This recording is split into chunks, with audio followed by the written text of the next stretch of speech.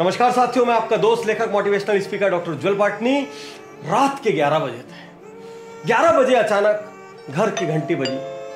रवि चौंक गया, इतनी रात को कौन आया। दरवाजा खोल के घर के बाहर आया तो देखता है कि सामने एक वृद्ध सज्जन खड़े हैं और एक ऑटो पर आए हुए हाँफ रहे तेजी से। और उन सज्जन ने उनसे पूछा, बेटा आपका नाम? बोले रवि। और वृद्ध सज्जन बोले, भगवान तेरा लाख लाख शुक्रिया, घर मिल गया। रवि को कुछ समझ नहीं आया। वृद्ध सज्जन ने कहा, पानी मिलेगा? रवि ने बोला, आइए 1 मिनट घर के अंदर आ जाइए। अंदर पानी वगैरह पिलाया।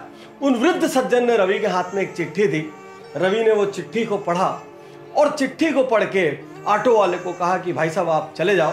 और वृद्ध सज्जन का सामान उतार कर घर के अंदर ले आया और कहा, अंकल रात बहुत हो गई है, आप सो जाइए, मैं आपका काम कल सुबह कर दूंगा। उस चिट्ठी में रवि के पिता ने रवि के लिए कुछ लिखा था और वृद्ध सज्जन ने कहा कि आपके पिता ने मुझे भरोसा दिलाया कि मेरा लड़का आपका काम जरूर से जरूर करेगा, आप बिल्कुल बिना किसी चिंता फिकर के चले जाओ। बात यह थी कि उस वृद्ध सज्जन के एकमात्र बेटे का अचानक देहांत सड़क दुर्घटना में हो गया था। बूढ़े और बुढ़िया घर में थे और लालन पालन की दिक्कत होने लग गई थी, दैनिक जीवन के खर्चों की दिक्कत होने लग गई थी। तो वो नहीं चाहते थे अपने बेटे की मृत्यु का कंपेंसेशन लेना, लेकिन उसके बावजूद भी कुछ जब रास्ता नहीं बचा तो उनको लेने का सोचना पड़ा। और जब सोचना पड़ा तो उनको पता चला एक कागज है, वो कागज दिल्ली में जाके उनको सर्टिफाई कराना पड़ेगा। वो सालों साल से वृद्ध सज्जन कभी अपने छोटे से गांव से निकले नहीं थे। दिल्ली उनके लिए बहुत डरावनी, बहुत बड़ी जगह थी।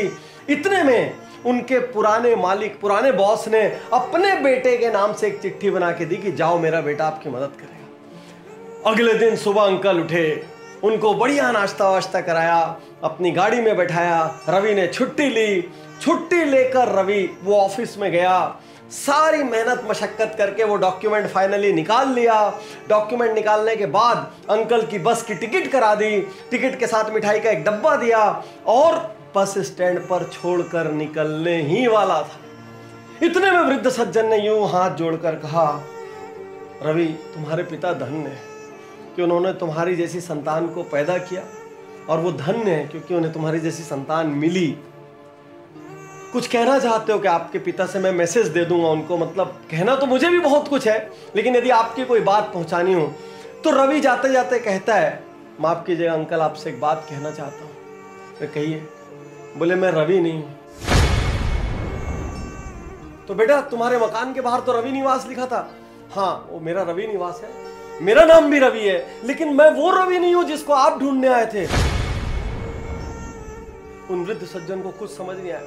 बोले अंकल जब आप रात को आए थे आप हाँफ रहे थे, लेकिन आपकी आंखों में उम्मीद थी कि उनका बेटा मदद करेगा। जब मैंने चिट्ठी पढ़ी तो मुझे मेरे पिता का ध्यान आ गया, जिनके लिए मैं जीवन भर कुछ नहीं कर पाया, और मैंने आपके वाले रवि को फोन किया। वो एकदम से हिल गया भीतर तक, क्योंकि वो कहीं बाहर गया हुआ था और 8-10 दिन बाद आने वाला था। मेरे पास हिम्मत नहीं थी आपकी उम्र को देखते हुए, आपके इमोशंस को देखते हुए कि मैं आपको वापस भेज सकूं, और मैंने निर्णय लिया कि मैं आपका ये काम करूंगा। और अब उस वृद्ध व्यक्ति की आंखों से झर आंसू बहने लगे। बोले तुम रवि को जानते भी नहीं हो? बोले अंकल मैं नहीं जानता हूं, आपकी चिट्ठी में फोन नंबर था उसी से लगाया। तुम वो रवि भी नहीं हो? बोले नहीं मैं वो रवि भी नहीं। फिर भी तुमने मेरे लिए छुट्टी ली और इतना किया। कौन कहता है भगवान नहीं होते? कौन कहता है भगवान नहीं होते? कौन कहता है भगवान नहीं होते? कहते हुए बस में चढ़ गए और चले गए। और रवि उस दिन अपने घर पहुंचा और उसको अपने जीवन की सबसे बड़ी, सबसे बढ़िया, सबसे बेहतरीन नींद आई। साथियों, हर आदमी दुनिया में अपने रिश्तेदारों की मदद करता है, अपने दोस्तों की मदद करता है, अपने परिवार वालों की मदद करता है, अपने स्टाफ की मदद करता है। बस इतने में उसकी दुनिया खत्म हो जाती है। जो यहां तक भी नहीं करते, आपके लिए तो मैं क्या कहूं, आप तो उस भगवान के प्रति कृतज्ञ भी नहीं है जिसने आपको इस धरती में भेजा है और आपको इस लायक बनाया कि आप किसी के लिए कर सकते हैं। आज मैं हर वीडियो देखने वाले से कहना चाहता हूं, हर उज्जवल पाटनी यूट्यूब चैनल के फैन, फॉलोअर, सब्सक्राइबर से कहना चाहता हूं, जिंदगी में अनेक बार उनकी मदद कीजिए जिनको आप जानते भी नहीं है और आपको पता है ये मदद करके मेरे को बदले में कुछ मिलने वाला भी नहीं है। निस्वार्थ सिर्फ इसलिए मदद करना क्योंकि आपको अपने जीवन में आंतरिक खुशी चाहिए। आपको उस ऊपर वाले को उत्तर देने के लिए अपनी लाइफ में, अपने सीवी में कुछ अवार्ड्स, कुछ क्रेडेंशियल्स चाहिए, इसलिए मदद करना। इसलिए मदद करना कि कल आप अपने बच्चों को कहानियां सुना सको, इसलिए मदद करना ताकि आप रात को आसानी से सो सको और आपको अपने इंसान के रूप में पैदा होने पर गर्व हो। याद रखना, ऊपर वाले ने हर किसी को मदद करने की काबिलियत भी नहीं दी।